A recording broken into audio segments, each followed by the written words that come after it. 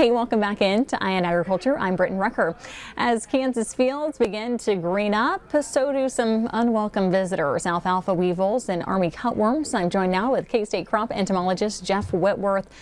Jeff, how big of a problem is alfalfa weevils and army cutworms in Kansas this year? Well, the alfalfa weevil, if you want to produce alfalfa in that first cutting, it's a problem because you're not going to, unless you do something to manage the alfalfa weevil. It's been that way probably for the last 20 or 30 years. But as you specified, we do have two early season problems. Army cutworms, I'll talk about those briefly first. Army cutworm is a problem in wheat and alfalfa, most especially when we have dry conditions. And this year, we've had relatively dry conditions in different parts of the state. We've gotten some pretty timely rains, which really helps. It doesn't kill the army cutworm, but it really helps the wheat to tiller and stay ahead of the damage caused by the army cutworm.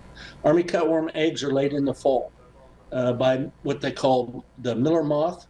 You know, in Wichita, you guys have news reports around Memorial Weekend about, oh, miller moths are really active and they're causing a nuisance. They are, but that's an army cutworm adult. Then they leave right about Memorial Weekend, and they fly to the Colorado Rocky Mountains, and they over summer above 3,000 feet. And then they fly back in the fall, starting September, October. They lay eggs as they come back. The eggs, each moth lays between 1,000 and 2,000, so they can lay a lot of eggs. And at that time in our crops, it's just alfalfa and wheat that's green, so that's why those two crops are a problem for army cutworms early on. They will feed early, but they're small. They don't cause much damage.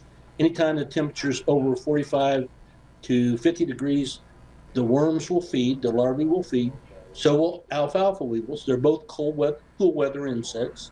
The army cutworms, they're active right now. The ones I've seen in the last week or two are about ½ an inch long.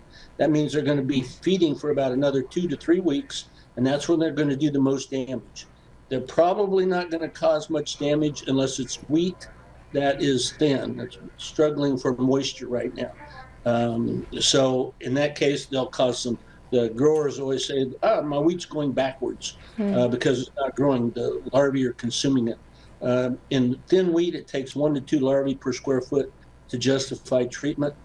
If it's well tillered and pretty well growing, maybe 4 or 5 larvae to justify treatment. Jeff, as always, thanks so much for coming on the program. Everyone stick around. Eye on Ag will be back after the break.